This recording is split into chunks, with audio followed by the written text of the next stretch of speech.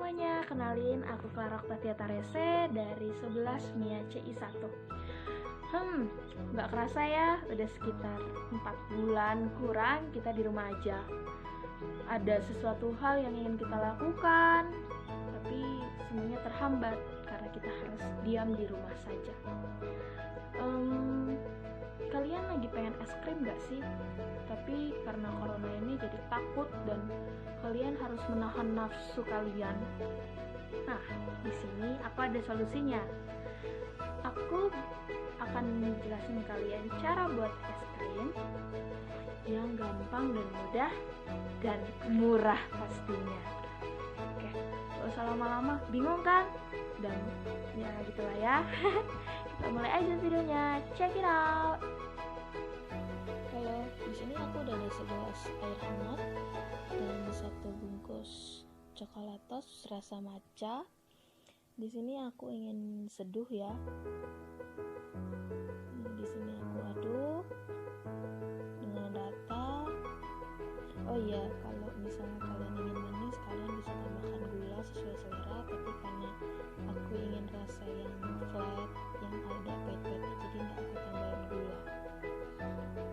Di sini aku udah ada wadah. Usahakan wadahnya yang bisa mengantarkan dingin lebih cepat ya, seperti kaleng. Masukin dalam. Ini aku udah ada susu. Ini opsional sih ya, cuman susu kan ada dengan es krim juga, masukin aja. Dan ini variannya yaitu Oreo.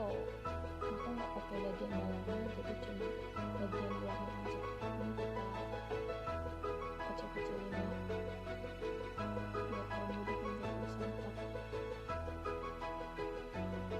Jangan lupa ditutup sangat rapat ya teman-teman. Udah ada es batu, kita puk-puk aja.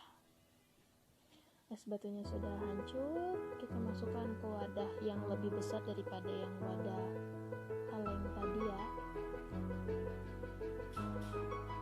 Jangan lupa juga kita taburkan garam. Untuk garam ini, kalau misalnya dia udah mulai mencair, boleh ditambah lagi garamnya ya. Di sini aku menggunakan 2 bungkus garam.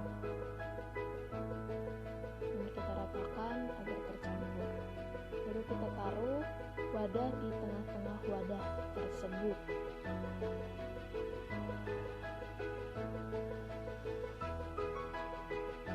Nah, ini saatnya diputer-puter. Oh ya, ini tempatnya aku ganti karena tempat yang tadi ternyata nggak muat, jadi aku ganti di wajan.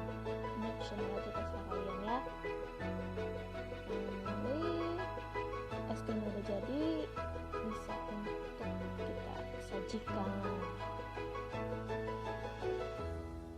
Kita taruh ke gelas.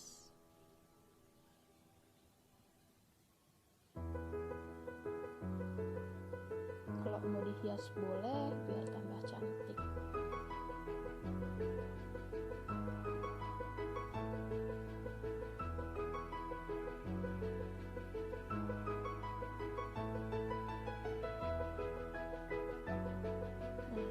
Nah, jadi teman-teman.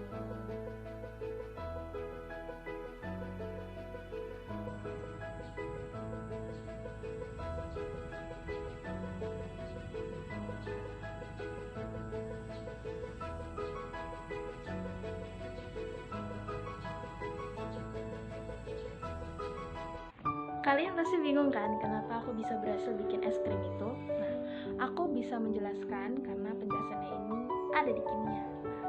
Aku jelasin ya, itu karena adanya sifat koligatif. Aku jelasin, sifat koligatif larutan adalah suatu larutan yang tidak tergantung pada macamnya zat terlarut, tetapi semata-mata hanya ditentukan oleh banyaknya zat terlarut, atau bisa kita sebut konsentrasi zat terlarut.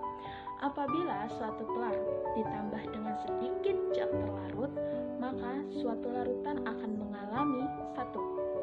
Penurunan tekanan uap jenuh. Yang kedua, kenaikan titik didih. Yang ketiga, penurunan titik beku.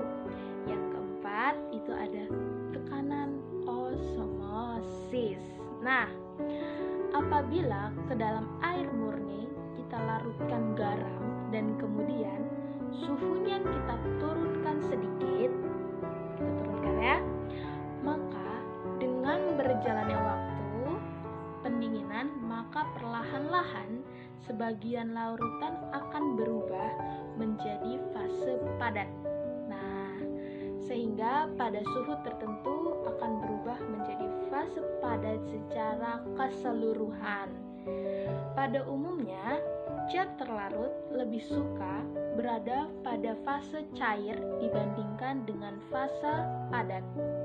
Akibatnya, pada saat proses pendinginan berlangsung, larutan akan mempertahankan fasenya dalam keadaan cair. Sebab secara energi larutan lebih suka berada pada fase cair dibandingkan dengan fase padat. Nah, hal ini menyebabkan potensial kimia pelarut dalam fase cair akan lebih rendah atau turun lah ya, sedangkan potensial kimia pelarut dalam fase padat tidak terpengaruh. Maka akan lebih banyak energi yang diperlukan untuk mengubah larutan menjadi fase padat karena titik bekunya menjadi lebih rendah dibandingkan dengan pelarut murninya. Hal inilah yang menyebabkan adanya zat terlarut akan menurunkan titik beku larutannya. Oke, udah pada paham belum? Belum kan? Oke, aku jelasin lagi ya. Nah, adonan es krim dalam kaleng yang kita bikin itu, dia akan terendam es batu dan air yang telah diberi garam dapat membengkus seiring proses pengguncangan atau pengocokan yang kita buat untuk bikin es putar. Hal ini terjadi karena proses perpindahan kalor dari adonan es krim ke campuran es batu, air, dan garam. Temperatur normal campuran es dan air itu adalah 0 derajat Celcius. Sedangkan temperatur diperlukan untuk membekukan es krim yakni kurang lebih atau sama dengan minus 3 derajat Celcius.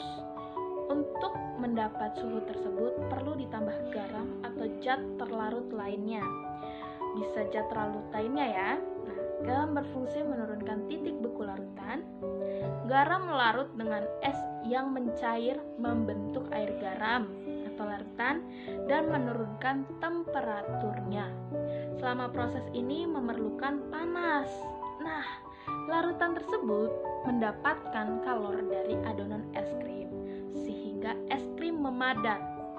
Pengguncangan selama proses pembekuan bertujuan untuk memperkecil ukuran kristal es yang terbentuk sehingga es krim semakin halus. Hasilnya terbukti dengan tekstur es yang kita buat atau yang tadi memiliki tekstur yang lembut. Nah, jadi semakin cepat kalian itu kan semakin halus seperti itu.